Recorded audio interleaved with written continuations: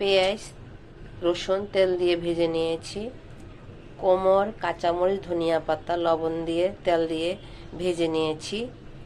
Tomato শুকনো খোলায় ভেজে নিয়েছি। মরিচ শুকনো খোলায় ভেজে নিয়েছি। এগুলো সবগুলা মেখে একটা ভর্তা করব।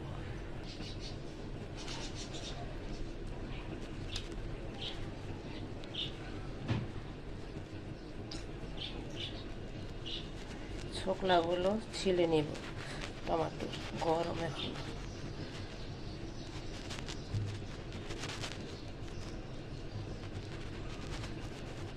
সবগুলো টমেটো ছুলে নিয়েছি।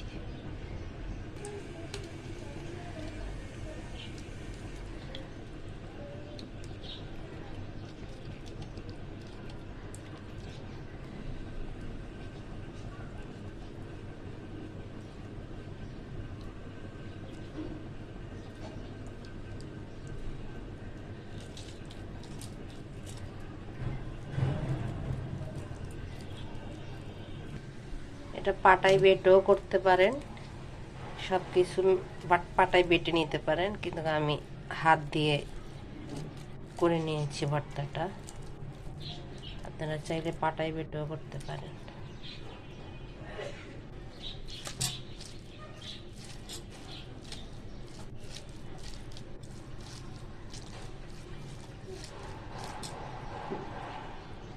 লবণ দিয়ে এটাও মেখে নেব।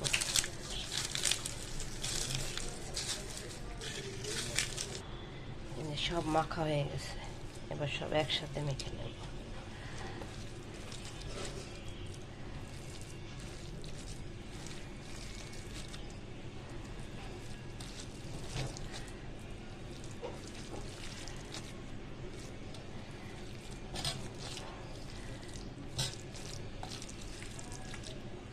কোমরটা ভাজার সময় সামান্য একটু চিনি দিবেন, সামান্য, যেন বেশি একটু মিষ্টি না হয়।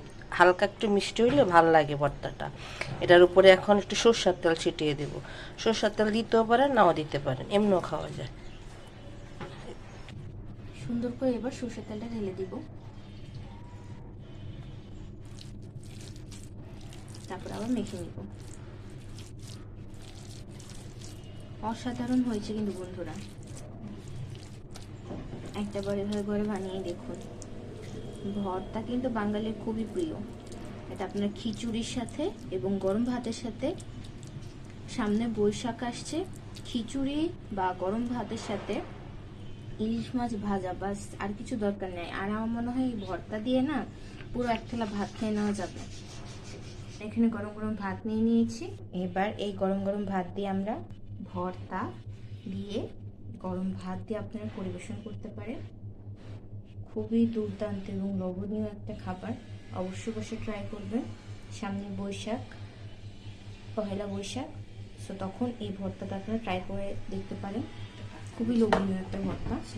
আর সবাই আপনাদের বাসায় মেহমান আসলে তাদেরকে এটা করে খাওয়াতে পারেন। ভীষণ সুন্দর একটা রেসিপি, ভর্তার রেসিপি।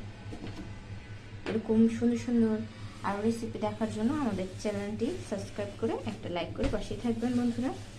সবাই ভালো থাকবেন, সুস্থ থাকবেন। আজকের মতো এখানে বন্ধুরা বিদায় নিচ্ছি।